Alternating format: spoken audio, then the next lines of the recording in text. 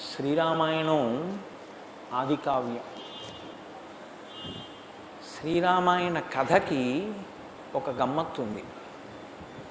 మీరు దాని గురించి విశేషమైనటువంటి వ్యాఖ్యానం ఏదో తెలుసుకోవాలనే ప్రయత్నం చెయ్యడం మంచిదే. కానీ అలా తెలుసుకునేటటువంటి ప్రయత్నం చెయ్యకపోయినప్పటికీ కేవలం రామకథని రామకథగా యథాతథంగా మూలంలో వాల్మీకి మహర్షి ఎలా చెప్పారో అలా రామకథని చదువుకోవడం అనేటటువంటి దానికన్నా ప్రశస్తమైన విధానం ఇంకోటి ఉంది అని నేను అనుకోవట్లేదు. పెద్దలైన వారందరూ కూడా ఈ మాటే చెప్తారు. దానికి ఇంకా మీరు పక్కన ఏమీ చేర్చక్కర్లేదు. రామకథని రామకథగా చదువుకుంటే చాలు. వాల్మీకి ప్రణీతమైనటువంటి రామకథ ఏది ఉందో, శ్రీరామాయణం ఏది ఉందో, ఆ రామాయణాన్ని అలా ఆ మూలాన్ని, ఆ తాత్పర్యాన్ని, ఆ కథని, ఆ ఘట్టాల్ని మీరు స్మరించి దాన్ని పఠించి మీరు కృతకృత్యులు కాగలిగితే అది వేదోపబృంహణము కనుక శ్రీరామాయణము మీకు కటాక్షించవలసినటువంటి అభ్యున్నతిని అది కృప చేస్తుంది. అంత శక్తివంతమైనటువంటి కావ్యం. అటువంటి కావ్యంలో ఏ మహాపురుషుల పేర్లు స్మరించినంత మాత్రం చేత, ఉచ్చరించినంత మాత్రం చేత అసలు జీవునికి ఉన్నటువంటి పాపరాశి దగ్ధమవుతుందో అటువంటి మహాపురుషుల యొక్క పేర్లు ఉచ్చరింపబడతాయి. బాలకాండలో మొట్టమొదటే శ్రీరామచంద్రమూర్తి యొక్క అవతార ఆవిర్భావమునకు విశేషమైనటువంటి కృషి సల్పినటువంటి వ్యక్తి గొప్ప తపోధనుడు ఋష్యశృంగుడు. అటువంటి ఋష్యశృంగుడు శాంతాసహితుడై అయోధ్యానగరానికి చేరుకున్నటువంటి ఘట్టాన్ని మీకు నేను విన్నపం చేసి ఉన్నాను. మీరు ఒకటి గమనించండి, ఆయన సాక్షాత్తుగా పరమశివ స్వరూపమునందు లీనమైనటువంటి వాడు. అందుకే ఇప్పటికీ కూడా మీరు శృంగగిరి క్షేత్రానికి వెడితే ఆ శృంగేరిలో కిగ్గా అనబడేటటువంటి ఒక శిఖరం మీద ఋష్యశృంగునికి దేవాలయం ఉంది. ఆ ఋష్యశృంగ దేవాలయంలో శివలింగం ఉంటుంది. ఆయన శివస్వరూపంగా, శాశ్వత స్వరూపంగా ఇప్పటికీ పూజలు అందుకుంటున్నవాడు. అందుకే శృంగేరి ప్రాంతం ఎప్పుడూ చల్లగా ఉంటుంది. ఇప్పటికీ వర్షాలు పడుతూనే ఉంటాయి. గొప్ప తపోభూమి. అందుకే శృంగేరి పీఠాన్ని అధిష్ఠించినటువంటి ప్రతి పీఠాధిపతి కూడా తనదైన ముద్ర వేశారు. ఆసేతు హిమాచల పర్యంతంలో ఉన్నటువంటి సనాతన ధర్మంలో ఉన్న భక్తులకే కాకుండా ప్రపంచవ్యాప్తంగా ఎక్కడ ఉన్నటువంటి ఈ సనాతన ధర్మంలోని భక్తులకైనా సరే వారు ఎన్నో విషయాలని అందించి మన జీవితాలు సార్థకత చేసిన మహాపురుషులు. ఎవరికి వారే అంతంత గొప్ప స్థితిని పొందారు. ఇప్పుడు మీరు వారి ఔన్నత్యం గురించి చేసినటువంటి స్తోత్రాన్ని మీరు వింటూ ఉంటారు గురువుగారి గురించి. విజయనగర సింహాసన ప్రతిష్టాపనాచార్య సకల నిగమాగమసార హృదయ తపశ్చక్రవర్తి కర్ణాటక సింహాసన ప్రతిష్టాపనాచార్య వ్యాఖ్యాన సింహాసనాధీశ్వర అంటూను ప్రతివారు. ఒక ఆయన కాకరకాయలు తిని అష్టసిద్ధులు సాధించారు. చంద్రశేఖర భారతి నిరంతరము బ్రాహ్మీభూత స్థితి ఎందుండేవారు.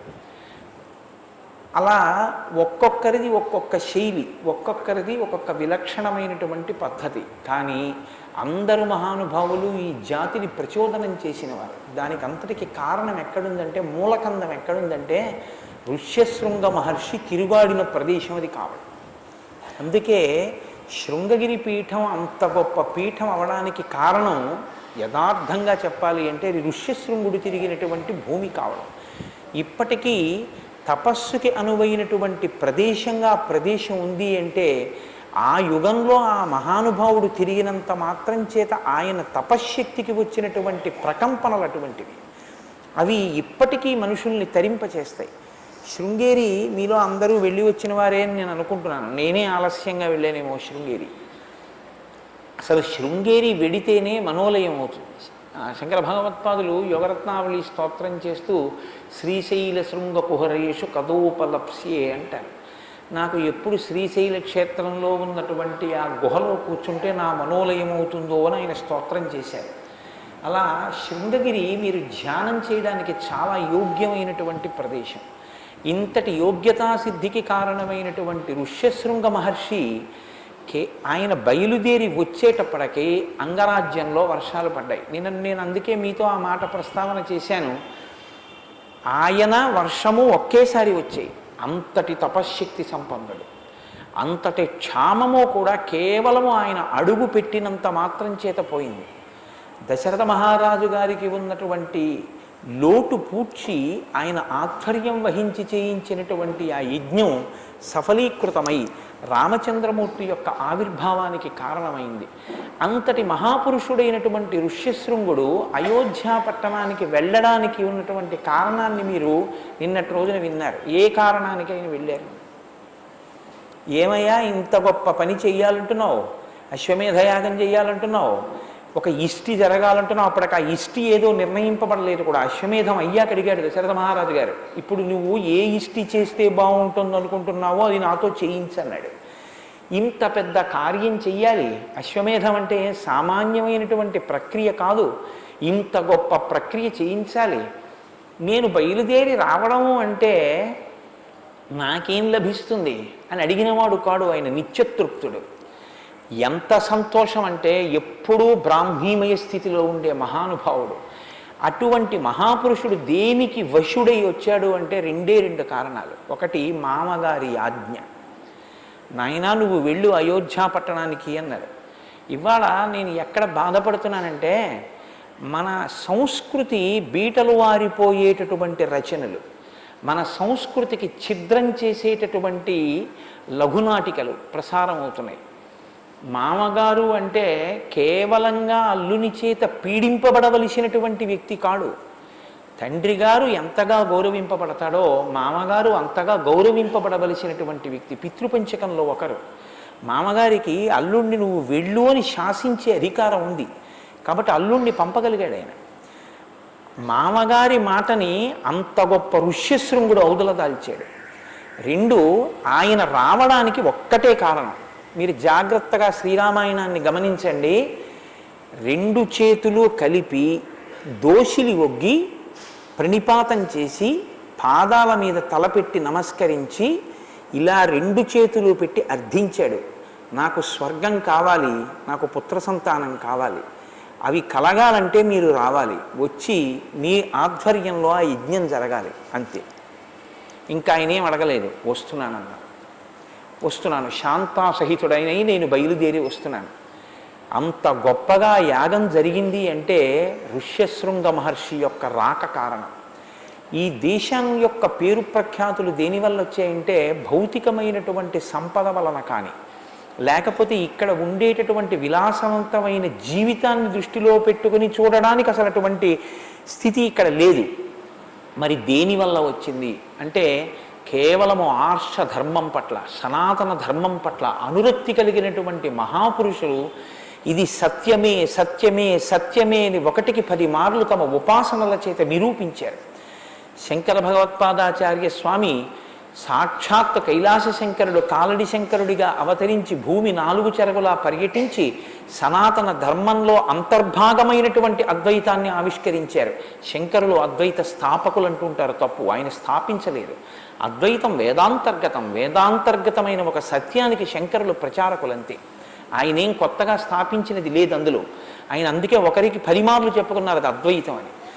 అటువంటి శంకరాచార్యుల వారి వల్ల, ఒక చంద్రశేఖర పరమాచార్య స్వామి వారి వల్ల, ఒక చంద్రశేఖర భారతీ స్వామి వారి వల్ల, ఒక నృసింహ భారతీ స్వామి వారి వల్ల, అటువంటి మహాపురుషుల వల్ల, రామకృష్ణ పరమహంస వల్ల, భగవాన్ రమణుల వల్ల ఈ జాతికి పేరు ప్రఖ్యాతులు వచ్చాయి తప్ప ఇక్కడ ఉన్నటువంటి ఏ ఇతరమైనటువంటి భౌతిక సంపత్తి వల్ల ఈ దేశానికి ఆ పేరు రాలేదు. అటువంటి జీవనాడి ఎక్కడుందో, ఈ సంస్కృతి మూలాలు ఎక్కడున్నాయో శ్రీరామాయణం చెప్తుంది.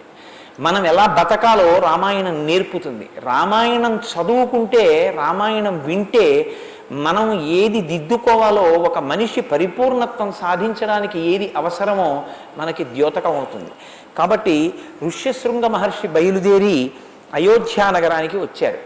వచ్చి అయోధ్యానగరంలో అంతఃపురంలో ఆయన వేంచేసి ఉన్నారు. దశరథ మహారాజు గారి యొక్క ఆతిథ్యాన్ని స్వీకరిస్తున్నారు. ఒకానొక నాడు రావలసినటువంటి నైమిత్తిక తిథి వచ్చింది. అంటే కార్యక్రమాన్ని ప్రారంభం చెయ్యడానికి యోగ్యమైన కాలము ఒకటి ఉంటుంది కదా, అటువంటి కాలం వచ్చింది. ఆ కాలంలో తత ప్రసాద్య శిరసా తం విప్రం దేవవర్ణినం యజ్ఞాయ వరయామాస సంతానార్థం కులస్యవై.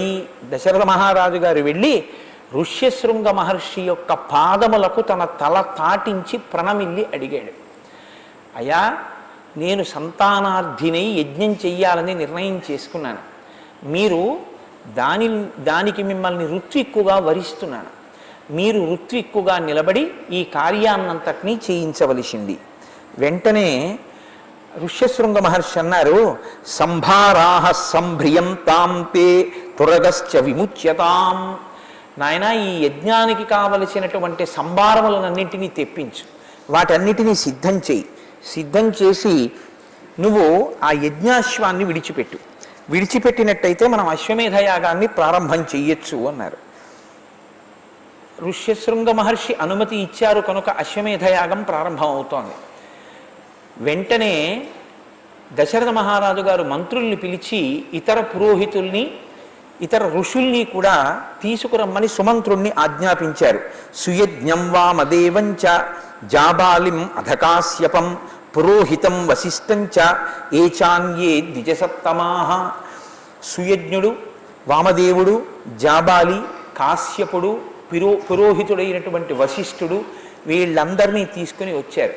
తీసుకుని వచ్చిన తరువాత వారికి తాను చెయ్యాలనుకుంటున్నటువంటి సంకల్పాన్ని ఒక్కసారి చెప్పాడు. నేను అశ్వాన్ని విడిచిపెడుతున్నాను, అశ్వమేధయాగాన్ని ప్రారంభం చేస్తున్నాను. ఎంతో సంతోషించారు. ఇక్కడ మీరు ఒక విషయాన్ని గమనించవలసి ఉంటుంది. కథగా వెళ్ళిపోతూ ఉంటుంది. ఈ యజ్ఞం అనేటటువంటి మాట సనాతన ధర్మమునకు మాత్రమే చెందిన సొత్తు. ఈ యజ్ఞము అన్న మాట మీకు ఇంకా ఇతరమైనటువంటి ఏ విశ్వాసముల యందు కనపడదు. అగ్నిహోత్రాన్ని వ్రీల్చి అగ్నిహోత్రంలో దేవతలకు హవిస్సులిచ్చి ఆ హవిస్సులు దేవతలకి అందడం వల్ల వాళ్ళు తృప్తి పొంది వాళ్ళు మనకి కావలసినటువంటి సమస్త శ్రేయస్సు కొరకు సాధనములను బహూకరించగలిగినటువంటి స్థితిని కల్పించగలిగినటువంటి ఆ స్థితిని ఒక్క సనాతన ధర్మంలో యజ్ఞము, యాగము, హోమము అన్న క్రతువుల ద్వారా తీసుకొచ్చారు తప్ప ఈ మంత్రభాగం కానీ, దేవతల్ని మంత్రంతో పిలవడం కానీ, అగ్నిహోత్రంలోకి హవిస్సు ఇవ్వడం కానీ, ఆ హవిస్సుని హవ్యవాహనుడై తీసుకుని దేవతలకు అందించడం కానీ మీకు ఇతరమైన చోట్ల కనపడదు. మీరు ఒక విషయాన్ని బాగా గమనించండి. ఈశ్వరుడు ఈ సృష్టి చేసినప్పుడు ఒక నిర్ణయం చేశాడు. ఈ లోకంలో మనకి సుఖ సాధనములైనవి ఏముంటాయో వాటిని దేవతలు మనకి అనుగ్రహించవలసి ఉంటుంది. ఆ దేవతలు మనకు అనుగ్రహించడానికి వాళ్ళ పట్ల మనం మర్యాదతో ప్రవర్తించవలసి ఉంటుంది. మీరు చూడండి, ఐహికంగా ఆలోచించినప్పటికీ లోకంలో చూస్తే ప్రభుత్వము అని ఒకటి ఉంటుంది. ప్రభుత్వం ఎక్కడి నుంచి వస్తుంది? మనం ఎన్నుకున్నదే ప్రభుత్వం. ఆ ప్రభుత్వం కొన్ని కార్యాలు చెయ్యాలి. దానికి డబ్బు ఎక్కడి నుంచి వస్తుంది? మీరు కట్టిన పన్నులే, మనం కట్టిన పన్నులే ప్రభుత్వానికి ఆదాయం. మనం కట్టిన పన్నులతో ప్రభుత్వం మనకి సంక్షేమ కార్యక్రమాలు చూసినట్లే మీరిచ్చిన హవిస్సు చేత తృప్తి పొందిన దేవతలు మీకు కావలసినటువంటి ఉపకారం చేస్తారు. ఏమి ఇక్కడ మీరు పెట్టుకున్న వ్యవస్థ మీద మీకున్న నమ్మకం సనాతన ధర్మంలో చెప్పిన దేవతల మీద, యజ్ఞయాగాది క్రతువుల మీద మీకు ఎందుకు ఉండకూడదు? విశ్వాసము ప్రధానము. విశ్వాసమే ఈశ్వరుడు. గురువాక్యమునందు, శాస్త్రవాక్కునందు అవిశ్వాసం ఉండాలి. యజ్ఞము మీకు 3 రకములైనటువంటి ప్రయోజనాలను అందిస్తుంది. యజ్ఞము వలన వచ్చే ఉపయోగం ఏమిటంటే దేవతలు తృప్తి పొందుతారు. ఆయన వర్షం కురిపించాడు ఒక దేవత, దాని వలన పంటలు పండే. మీరు ఆ పంటని మీరు తినడం కాదు, కొంత పంటని అందులో వచ్చినటువంటి పంటలో కొంత భాగాన్ని పచనం చేసి ఆ తయారు చేసినటువంటి హవిస్సుని అగ్నిముఖంగా మళ్ళీ దేవతలకు ఇస్తాం. దేవతలు సంతోషిస్తారు. ఇది ఎలా ఉంటుందంటే మనమే పన్నులు కట్టి ప్రభుత్వాన్ని నిలబెట్టి నడిపించి దాని చేత మనం పరిపాలన పొందుతున్నట్లే మనమిచ్చిన హవిస్సులతో దేవతల ఆకలి తీరుతుంది. దేవతలు అనుగ్రహించినటువంటి వర్షంతో మన ఆకలి తీరుతుంది. ఇది ఈశ్వరుడు చేసినటువంటి నియమనం. దీన్ని అతిక్రమించకూడదు. యజ్ఞం ఎవరు చేస్తారో వాళ్ళకు 3 ప్రయోజనాలు కలుగుతాయి. ఒకటి, యజ్ఞం జరిగిన చోట దేవతలు తృప్తి పొంది మీకు కావలసినటువంటి కోరికని తీరుస్తారు. నాకు ఒక కోరిక ఉండిపోయింది. కోరిక అన్నప్పుడు మీరు ఒకటి జ్ఞాపకం పెట్టుకోవాలి. కోరిక అంటే అర్థం పర్థం లేని కోరిక కాదు. ఏ కోరిక కోరకుండా మీరు ఉండకూడదో మనుష్య జన్మలో, ఏ కోరిక మీకు తీరకపోతే మీ మనుష్య జన్మ యొక్క ప్రయోజనమే ప్రశ్నార్థకమవుతుందో అటువంటి కోరిక కొరకు మీరు ఒక యజ్ఞం చేయడం ఎప్పుడూ దోషం కాదు. మనిషికి జన్మతః 3 రుణాలు ఉంటాయి: పితృరుణము, దేవరుణము, ఋషి రుణము. పితృరుణం ఎలా తీరుతుంది? తండ్రి గారు నాకు జన్మనిచ్చినట్టే నేను వివాహం చేసుకుని నేను కూడా జన్మనివ్వాలి బిడ్డలకి.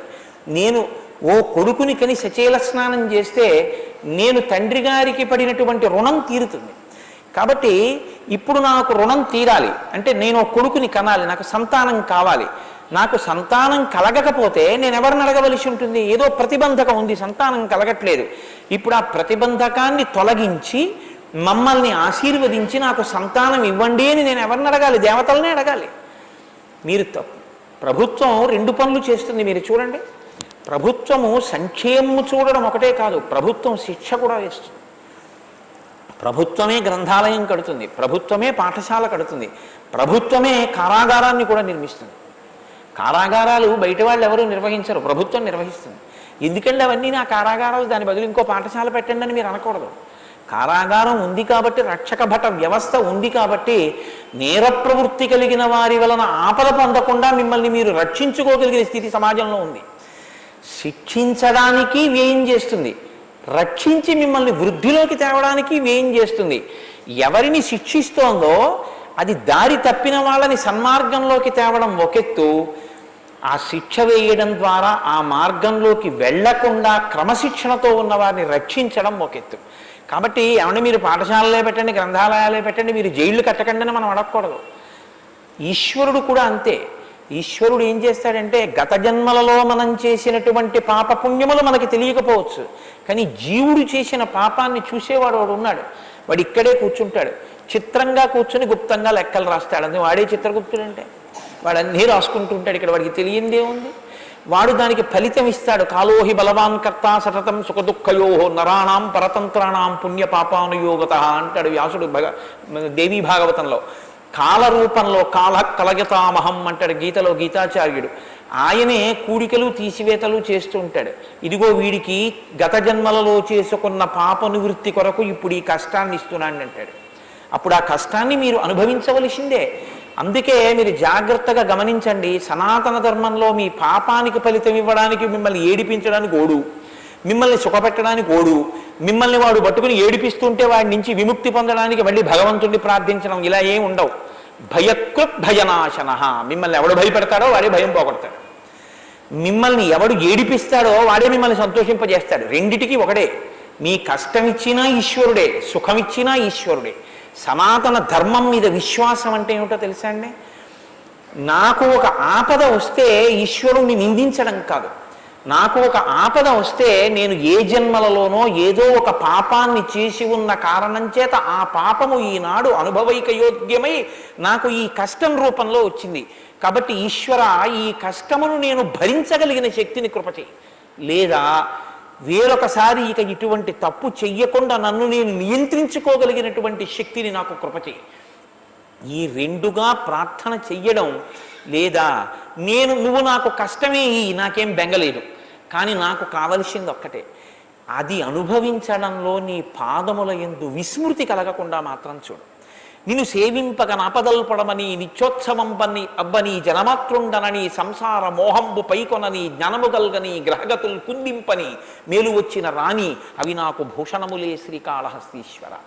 కాబట్టి దేవతలని ప్రార్థన చేసి హవిస్సు ఇస్తే దేవతలు అనుగ్రహించి మీకు ఏది మనుష్య జన్మకి అత్యంత అవసరమైన కోరికో, ఏ పాపము అడ్డు వచ్చి మీకు ఆ కోరిక తీరట్లేదో ఆ పాపాన్ని వాళ్ళు ఈశ్వరుడు నాకు ఇవి ఇచ్చాడు కాబట్టి నేను చెయ్యకుండా ఉండలేక చేస్తున్నాను.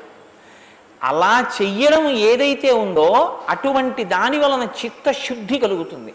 చిత్తశుద్ధితో కూడినటువంటి భక్తితో కూడినటువంటి కర్మాచరణము చేత జ్ఞానం ఆవిర్భవిస్తుంది. ఆ జ్ఞానము చేత మోక్షము కలుగుతుంది.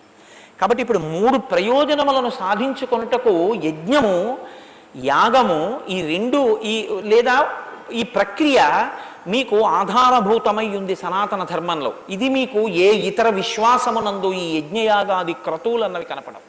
ఇది సనాతన ధర్మము యొక్క సొత్తు. అలా హవిస్సు ఇవ్వడానికి కావలసినటువంటి మంత్రభాగాన్ని రూపకల్పన చేసి మనకు అందించినటువంటి ఋషులకు మనం రుణపడిపోయాం.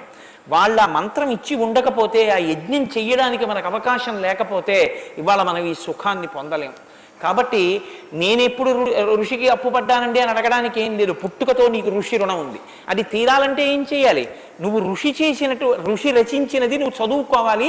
నీకు 4 మాటలు చెప్పగలిగినటువంటి అదృష్టం ఈశ్వరుడు ఇచ్చి ఉంటే 4 మాటలు చెప్పాలి.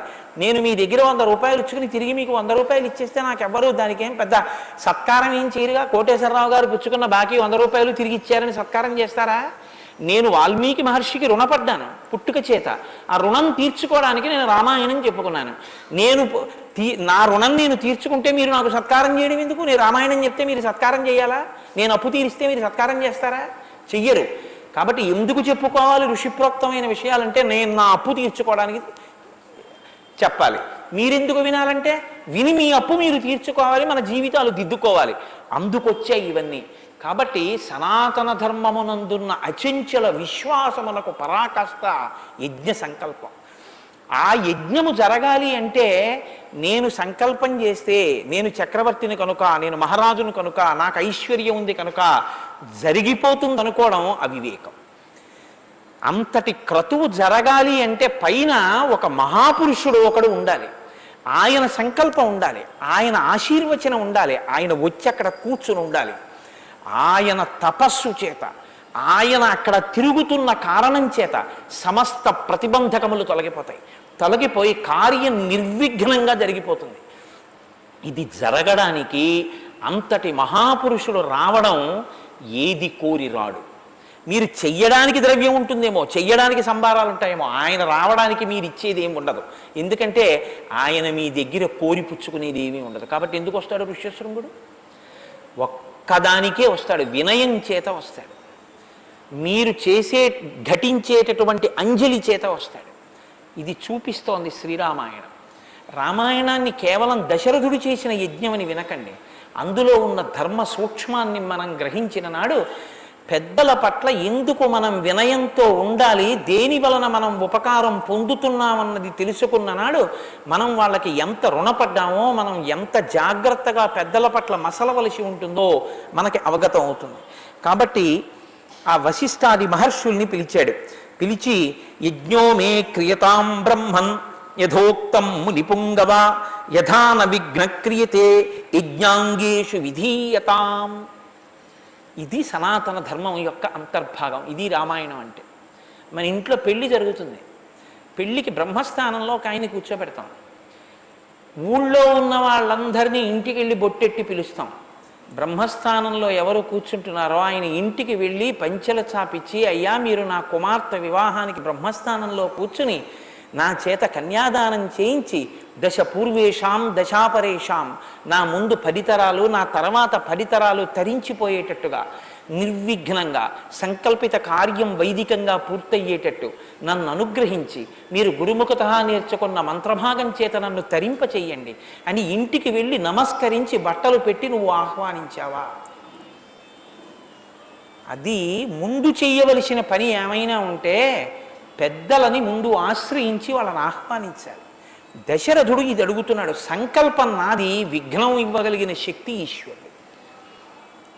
సంతానం కలగకుండా వచ్చిన విఘ్నం యజ్ఞం జరగకుండా కూడా రాదేంటండి? ఎందుకు రాదు? ఎవరి వలన రాదు అంటే ఏ మహాపురుషుడు వచ్చి అక్కడ కూర్చుంటే రాదో ఆయన వచ్చి కూర్చోవాలి. ఇప్పుడు ఆయన వచ్చి కూర్చోవాలంటే వినయంతో నమస్కారం చేసి అడగాలి. మీరు ఎందుకు కూర్చోవాలో తెలుసా? మంత్రాలు నేర్చుకున్నారు కాబట్టి కూర్చోవడం కాదు, మీరు కూర్చుంటే చాలు విఘ్నం లేకుండా నడుస్తుంది. ఇది మీరు అడగవలసింది. నేర్పుతోంది మనకి శ్రీరామాయణం.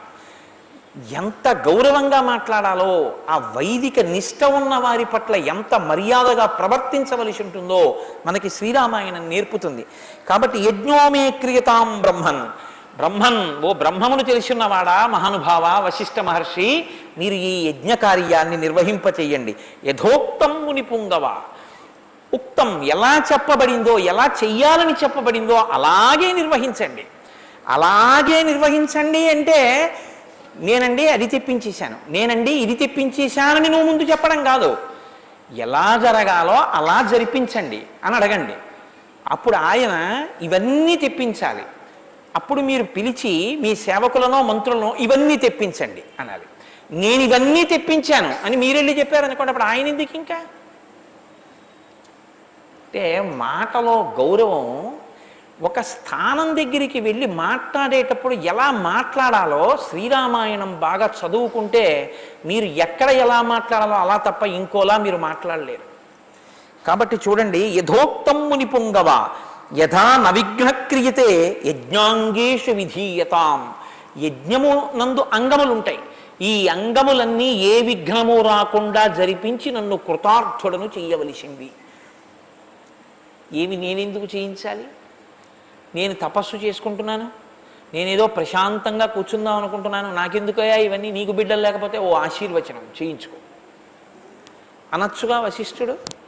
అలా వశిష్ఠుడు అనకుండా ఎందుకు రావాలో చెప్తున్నాడు దశరథ మహారాజు గారు. భవాన్ స్నిగ్ధ సుహృన్మహ్యం గురుశ్చ పరమో మహాన్ ఓఢవ్యో భవతా చైవ భారో యజ్ఞస్య చోద్యత. ఎంత గొప్పగా మాట్లాడాడో చూడండి. భగవాన్ స్నిగ్ధ. స్నిగ్ధ అంటే ఇంగ్లీష్లో అయితే బీయింగ్ స్టిక్కీ అంటారు, అంటుకుని ఉండడం. అంటుకుని ఉండడం అంటే ఏమిటి? మనస్సులో జ్ఞాపకంలో ఉండడం. మహాత్ముల యొక్క మనస్సులో, మహాత్ముల యొక్క స్మృతిలో మీరు ఉండడం మీ అదృష్టమునకు హేతు. ఎందుకో తెలుసా అండి? వాళ్ళు పరిచయాలు కోరుకోవడానికి దూరంగా ఉంటారు. ఏదో పెద్ద ఊరికే చాలామందితో పరిచయం పెట్టేసుకుని చాలామందితో మాట్లాడేసి చాలామందితో ఇన్ఫ్లుయెన్స్ అని ఓ దిక్కుమాలిన మాట ఉంటుంది. అలాంటి వాటి కోసం వాళ్ళకి వెంపర్లాట ఉండదు. సర్వతంత్ర స్వతంత్ర ఆదిరాజధాని విద్యానగర రాజధాని. మీరు విన్నారు ఇప్పుడు గురుస్తోత్రంలో. సర్వతంత్ర స్వతంత్ర అంటే ఏమిటో తెలుసా అండి? గురువుకి చెల్లుతుంది ఆ మాట. గురువుకి కూడా అందరూ ఒక్క స్థాయిలో ఉండరు. సర్వతంత్ర స్వతంత్ర అంటే మీకు ఒక ఉపకారం చెయ్యాలి అని అనుకుంటే మళ్ళీ ఇంకోళ్ళని పిలిచి ఏమో ఆయనకో 50 రూపాయలు ఇద్దాం అనుకుంటున్నాను, ఓ 50 ఉంటే ఇద్దు అని అడిగిపుచ్చుకోవడం సర్వతంత్ర స్వతంత్ర కాదు. సర్వతంత్ర స్వతంత్ర అంటే తను సంకల్పం చేస్తే తనంత తాను సమకూడాలి ఈశ్వరానుగ్రహంతో. ఆయన ఇలా చేయి చాపడం, ఆయన అసలు ఇలా ముట్టుకోరు. ఆయన సంకల్పం చేస్తారు, అది వస్తుంది. కంచికామకోటి పీఠాధిపతులు మహానుభావుడు చంద్రశేఖర పరమాచార్య నడిచే దేవుడిని పేరు. ఆయన దగ్గరికి వచ్చి ఒక పేద కుటుంబం అడిగింది, మాకు బంగారు కాసులు ఇన్ని కావాలి వివాహం చేసుకోవడానికి. ఆయన ఏం అనలేదు, అలాగే కూర్చున్నారు. ఓ 18 బంగారు కాసులు కావాలి నాకు జ్ఞాపకం ఉన్న లెక్కలో అయితే.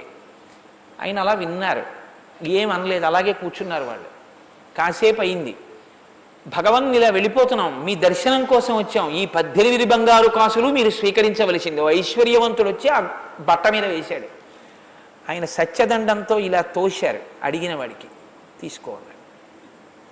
ఆయన వారు అడగగానే ఆయన కామాక్షి అమ్మవారిని అడిగారు. కామాక్షి అమ్మవారు ఆయన్ని పంపించారు. అది సర్వతంత్ర స్వతంత్ర. శంకర భగవత్పాదులు ఒక వృద్ధ బ్రాహ్మణికి ఐశ్వర్యం ఇవ్వాలనుకున్నారు. ఆయన మళ్ళీ ఎవరి దగ్గరికో వెళ్ళి డొనేషన్లు అడగలేదు.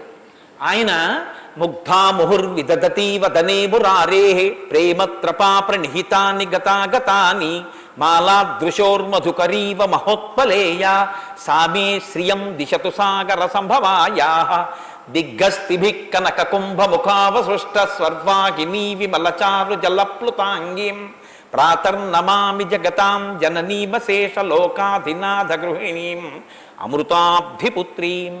ఒక్క స్తోత్రం చేశారంతే బంగారు ఉసిరికలు కురిచాయి. వారికి సర్వతంత్ర స్వతంత్ర అని బిరుదు. అలా ఈశ్వరుడి పాదములు పట్టి ఏదైనా సంకల్పం చేసి చెయ్యగలిగిన సమర్థతకి సర్వతంత్ర స్వతంత్ర. వశిష్ఠుడు అటువంటి వాడు. అటువంటి వశిష్ఠుడు దేని కొరకు వచ్చి మీకోసం కూర్చుంటాడు. ఇప్పుడు ఆయన వచ్చి కూర్చున్నాడు అనుకోండి, లోపల ఒకటి బయట ఒకటి ఉండదు, త్రికరణ శుద్ధి, అది జరగాలనే వస్తాడు ఆయన. ఆయన వచ్చాడంటే అయిపోయింది అంతే, ఆ పని అయిపోయింది. కొడుకులు పుట్టేస్తారు. ఏమిచ్చి రుణం తీర్చుకుంటావు గురువుకి? కాబట్టి ఆయన అంటున్నాడు, ఎందుకు రావాలో తెలుసా భగవన్ మీరు? ఒక్కటే కారణం, భవాన్ స్నిగ్ధ. మీకు మాకు ఒక అనుబంధం ఉంది. మీ మనసులో మీరు మమ్మల్ని స్మరిస్తూ ఉంటారు పురోహితులుగా, మా హితం కోరుతారు, మా వంశం బాగుండాలని కోరుతారు, మా పేరు మీకు జ్ఞాపకంలో ఉంటుంది, ఎప్పుడూ మమ్మల్ని తలుచుకుంటూ ఉంటారు. అలా మీ మనసులో మేము ఉండడం మా అదృష్టహేతు, ఇంకంతకన్నా ఏం కావాలి? అందుకు అడుగుతున్నాను, ఆ చిలిమి చేత, ఆ చనువుతో అడుగుతున్నాను. భవాన్ స్నిగ్ధ సుహృన్మహ్యం, మీరు గొప్ప సుహృత్, మా యందు అపారమైన కృప కలిగిన వారు, మాకు చాలా దగ్గరైనటువంటి వారు. గురుశ్చ పరమో మహాన్, మహాన్ బ్రహ్మమును తెలుసున్నటువంటి అద్భుతమైన వ్యక్తిత్వం ఉన్నవారివి, మాకు గురువులు, మహానుభావుడివి. బోధవ్యో భవతా చైవ భారో యజ్ఞస్య చోద్యతః, ఈ యజ్ఞభారాన్ని స్వీకరించి మీరు ఈ యజ్ఞాన్ని జరిపించాలి కూర్చొని. పొంగిపోయాడంతే. ఆయన అన్నాడు, తథేతి చ స రాజానం అబ్రవీద్ ద్విజసత్తమః కరిష్యే సర్వమేవైతత్ భవతా యత్ సమర్థితం. నాయనా, నువ్వు ఎలాగ కోరుకున్నావో అలా ఈ కార్యాలన్నింటినీ నెరవేరుస్తా, అలా ఈ యజ్ఞం జరుగుతుంది, నీ కోరిక సఫలం అవుతుంది. అయిపోయింది అంతేనండి. ఇంకేమిటి జరగాలంటే, అశ్వమేధయాగం జరిగిందనేటటువంటి కర్మ కాలంలో, భూతకాలంలో ఎప్పుడో భవిష్యత్తులో జరగవలసినది వర్తమానంలోకి వచ్చి భూతకాలంలోకి జరిగిపోయినదిగా మారాలంతే, ఒక సంఘటనగా. ఇహ దశరథ మహారాజు గారికి కుమారులు పుట్టడం అనేటటువంటిది తథ్యం. ఎందువల్ల అంటే ఒక్కటే కారణం, గురువుగారి యొక్క సంకల్పం. గురు సంకల్పం ఎంత గొప్పదో నారద మహర్షి వచ్చి సంక్షేప రామాయణం చెప్పిన దగ్గర నుంచి గురువైభవాన్ని శ్రీరామాయణం కీర్తిస్తోంది. మీరు గుర్తుపట్టండి. ఎందువల్ల గురువు గొప్పవాడో, గురు వైభవం ఏమిటో, ఈ దేశంలో గురువుకి ఎందుకంత గౌరవమో, గురుర్ బ్రహ్మ గురుర్ విష్ణు గురుర్దేవో మహేశ్వర గురు సాక్షాత్ పరబ్రహ్మ తస్మై శ్రీ గురవే నమః అని ఆ గురువుకి నమస్కరించకుండా ఏది ఎందుకు చెయ్యమో మనకి చూపిస్తోంది శ్రీరామాయణం. కాబట్టి నేను అలాగే నిర్వహిస్తానయ్యా అన్నారు. ఇది ఇప్పుడు గుర్రాన్ని విడిచిపెట్టారు. ఇది 1 సంవత్సరం పాటు దేశం అంతా తిరుగుతుంది. ఈ గుర్రం తిరిగినప్పుడు దాన్ని ఎవరు ఆపకూడదు. ఎవరైనా ఆపారనుకోండి, వాళ్ళు యుద్ధానికి పిలిచినట్టు. అప్పుడు దశరథ మహారాజు గారు వాళ్ళని ఓడించి ఆ గుర్రాన్ని వెనక్కి తెచ్చుకోవాలి. అప్పటి వరకు ఆ గుర్రం తిరిగి వచ్చే వరకు యాగశాల ప్రవేశం చెయ్యడు దంపతులు. కానీ ఈ లోపల సంవత్సరం పాటు కొన్ని కార్యాలు జరుగుతూ ఉంటాయి. ఈ దీక్ష జరిగిన దగ్గర నుంచి సాంగ్రహణేష్టి, ఆ మరునాడు బ్రహ్మోదన, మేధాశ్వబంధన, స్నాపన, ప్రోక్షణ, విమోచనాది కృత్యములు, ప్రతిరోజు సావిత్రాది కర్మలు, ఇవన్నీ కూడా యజ్ఞంలో అంతర్భాగంగా ఋత్విక్కుల చేత అనుష్ఠింపబడుతుంటాయి. 1 సంవత్సరం గడిచిన తరువాత అప్పుడు యజ్ఞశాలలోకి దంపతులు ప్రవేశిస్తారు. ఆ గుర్రం తిరిగి వచ్చేసిన తర్వాత ఈలోగా యజ్ఞం జరుగుతున్నంత కాలము అన్నదానం జరుగుతుంటుంది. యజ్ఞం జరుగుతున్నంత కాలము అన్ని దేశాల నుంచి అందరూ వస్తుంటారు. 1 ఏడాది పాటు అన్నం పెట్టాడు వచ్చిన వాళ్ళందరికీ. తతో బ్రవీద్ ద్విజాన్ వృద్ధాన్ యజ్ఞకర్మ సునిష్ఠితాన్ స్థాప్యతే నిష్ఠితాంశ్చైవ వృద్ధాన్ పరమధార్మికాన్ చెప్తున్నాడు. మంత్రుల్ని పిలిచి ఆ వశిష్ఠుడి సమక్షంలోనే చెప్తున్నాడు, ఇప్పుడు యజ్ఞం ప్రారంభం చెయ్యాలి మనం. కాబట్టి ముందు ఎవరెవరిని తీసుకొస్తారో తెలుసా? ఒక కార్యం చేసేటప్పుడు ఆ కార్యం మీద శ్రద్ధ, అంటే ఆ కార్యం గురించి సమర్థవంతమైన ప్రణాళిక ఒకటి ఉండాలి. దేనికి ఏది అవసరమో వాటిని సిద్ధం చేసుకోవాలి. అసలు అవి సిద్ధం చెయ్యకుండా ఉట్టి పటాటోపం ఎక్కువను కార్యం తక్కువ ఉంటే దాని యందు శ్రద్ధ ఉన్నది అని చెప్పడం కష్టం. ఆయన అన్నాడు, వృద్ధులైన వారు, ఇతపూర్వము యజ్ఞకర్మలు చేసినటువంటి వారు, వాస్తు బాగా తెలుసున్నటువంటి వాళ్ళు, పరమ ధార్మికులైనటువంటి వారు ఎక్కడున్నారో వారందరినీ తీసుకురండి. కర్మాంతికాన్ శిల్పకరాన్ వర్ధకీన్ కనకానపి గణకాన్ శిల్పినశ్చైవ తథైవ నటనర్తకాన్. మీరు కర్మాంతికాన్, కార్యాన్ని నిర్వహించగలిగినటువంటి సమర్థులు ఉంటారు. ఇప్పుడు బోలెడంతమంది పని చేస్తుండొచ్చు, కానీ దీన్ని సమన్వయం చేసేవాడు ఉండాలి. ఈ సమన్వయం చెయ్యగలిగినటువంటి వారిని తీసుకురండి. శిల్పకరాన్, బోలెడన్ని ఇళ్ళు కట్టాలి. వచ్చిన వాళ్ళకి తాత్కాలిక ప్రాతిపదిక మీద అతిథి గృహ నిర్మాణం చేపట్టాలి. కాబట్టి ఇటుకలు తయారు చేసే వాళ్ళని తీసుకురండి. వర్ధకీన్, వడ్రంగుల్ని తీసుకురండి. కనకానపి, భూమిని తవ్వేటటువంటి శక్తి ఉన్నటువంటి వాళ్ళని సమూహాలని తీసుకురండి. గణకాన్, లెక్కలు రాసే వాళ్ళని తీసుకురండి. శిల్పినశ్చైవ, శిల్పాలు చెక్కే వాళ్ళని తీసుకురండి. తథైవ నటనర్తకాన్, నటులను నటీమణులను తీసుకురండి. ఇక్కడ మీరు ఒకటి జ్ఞాపకం పెట్టుకోవాలండి, నటీనటులు అన్న మాట వాడారు కదా రామాయణంలోనని. నటులు నటీమణులు వేర్వేరు కాదు. అంటే నటుడు భర్త అనుకోండి, నటి భార్య అయి ఉంటుంది తప్ప భార్యాస్థానంలో వేరొక ఆడది వచ్చి నటించడం అన్నది ధర్మ విరుద్ధం. దాన్ని శాస్త్రం అంగీకరించడం, అంతకన్నా దూష్యం ఇంకోటి లేదు. కాబట్టి అసలు వేరొకరి భార్యాస్థానంలోకి వచ్చి నటన చేయడాన్ని అంగీకరించరు. పురుషుడు స్త్రీ పాత్ర వేయడాన్ని ధర్మశాస్త్రం అంగీకరించరు. పురుషుడు స్త్రీ పాత్ర వెయ్యడు, స్త్రీ పాత్రలోకి పరస్త్రీ వచ్చి నటించదు. కాబట్టి భార్యాభర్తలుగా నటించవలసి వస్తే దంపతులే నటిస్తారు తప్ప అన్యులు నటించడాన్ని ఒప్పుకోరు. కాబట్టి నట సంఘములను ఉండేవి, అందులో దంపతులే ఉండేవారు. ఎప్పుడైనా దంపతుల పాత్ర పోషించవలసి వస్తే అటువంటి సంఘములను తీసుకుని రండి. తథా శుచీన్ శాస్త్రవిద పురుషాన్ శుభశ్రుతాన్ యజ్ఞకర్మ సమీహం తాం భవంతో రాజశాసనాత్. శుచీన్ శాస్త్రవిద, శాస్త్రము తెలుసున్నవాడు, తెలుసున్న శాస్త్రమును అనుష్ఠించేటటువంటి వాడు. పురుషాన్ శుభశ్రుతాన్, అనేక విషయాలు పెద్దల దగ్గర విన్నవాళ్ళు, వీళ్ళందరినీ తీసుకురండి. శృక్కులు శ్రోములు అని ఉంటాయి ఈ యజ్ఞంలో, నెయ్యి మొదలైన ఆజ్యధార పోయడానికి ఉపయోగించే పరికరాలు. ఈ పరికరాలన్నీ తయారు చేసే వాళ్ళందరినీ తీసుకురండి. వీళ్ళందరితో పాటుగా ప్రతిరోజు సమృద్ధిగా అన్నదానం చెయ్యాలి. ఎంత అన్నదానం చెయ్యాలో తెలుసా? వచ్చిన వాళ్ళందరూ అన్నం తినాలి. వచ్చిన వాళ్ళందరూ అన్నం తినడము అంటే పౌరులు వస్తారు, జానపదులు వస్తారు. పౌరులు అంటే నగరాలలోనూ పట్టణాల్లోనూ ఉండేవారు, కొంచెం డాంబికంగా ఉంటారు. జానపదులు పల్లెటూళ్ళ నుంచి వస్తారు.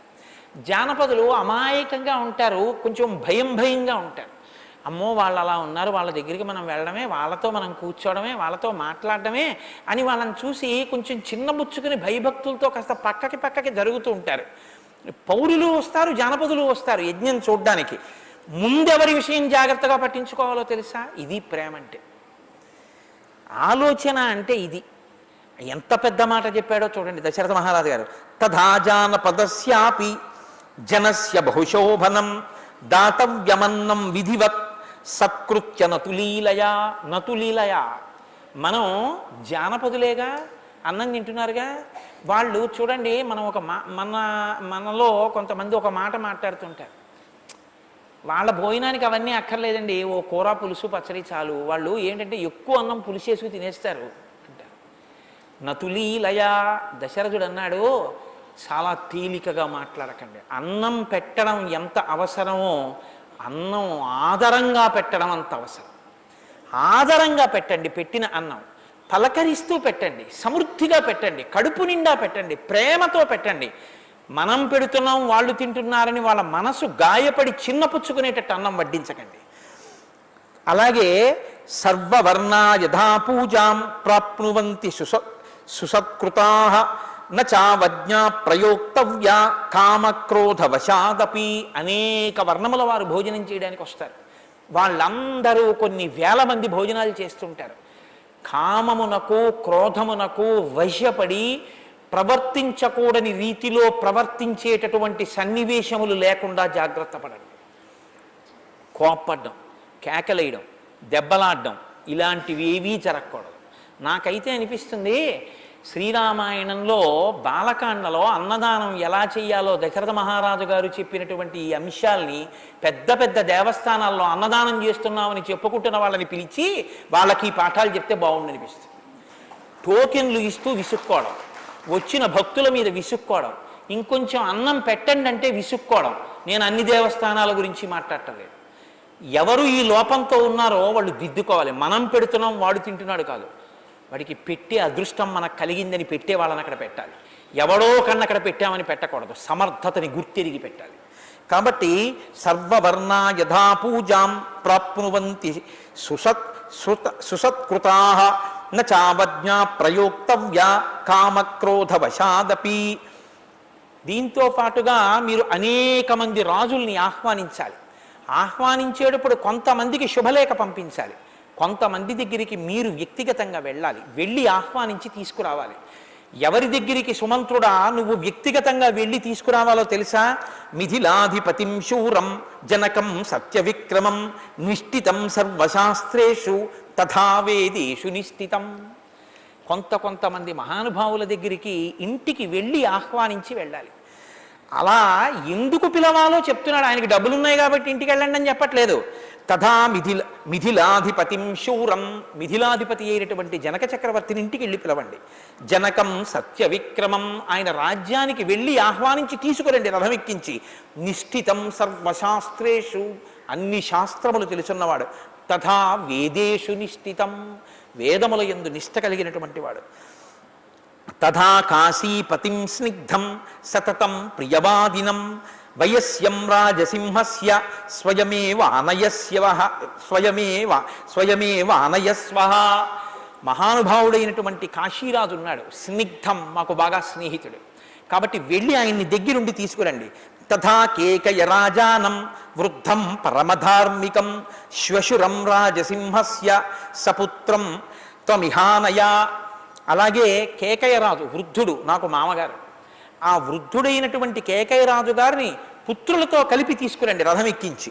అంగేశ్వరం మహాభాగం రోమపాదం సుసత్కృతం వయస్యం రాజసింహస్య సమానయ యశస్వినం.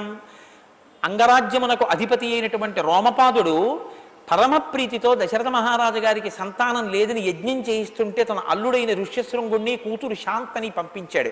కాబట్టి వెళ్ళి ఆయనని కూడా సుహృత్తు, మంచి స్నేహితుడు, ఆ దగ్గరుండి తీసుకురండి. ప్రాచీనాం సింధు సౌవీరాన్ సౌరేష్ట్రాయాంశ్చ పార్థివాన్ దక్షిణాత్యాన్ నరేంద్రాంశ్చ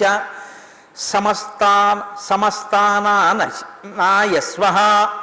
ప్రాచీనమైనటువంటి సింధు సౌవీర రాజ్యములను పరిపాలించేటటువంటి వాళ్ళని, సౌరాష్ట్రమును పరిపాలించేటటువంటి వాళ్ళని, దక్షిణ దేశంలో ఉండేటటువంటి రాజుల్ని, వీళ్ళందరినీ కూడా దగ్గరుండి ఆహ్వానించి తీసుకుని రండి అని మిగిలిన వాళ్ళకి ఎవరెవరికి ఆహ్వానాలు పంపాలో, ఎంతమంది రాజులు రావాలో అన్ని విషయాలు చెప్పాడు. ఈలోగా అందరూ వస్తున్నారు, ఆ సంబారాలన్నీ వచ్చేసే ఈ యజ్ఞం జరుగుతోంది. ఈ సంవత్సరం జరగవలసినటువంటి కార్యక్రమం అంతా జరుగుతోంది. ఒక సంవత్సరం పూర్తయిపోయింది, యజ్ఞాశ్వం తిరిగి వచ్చేసింది.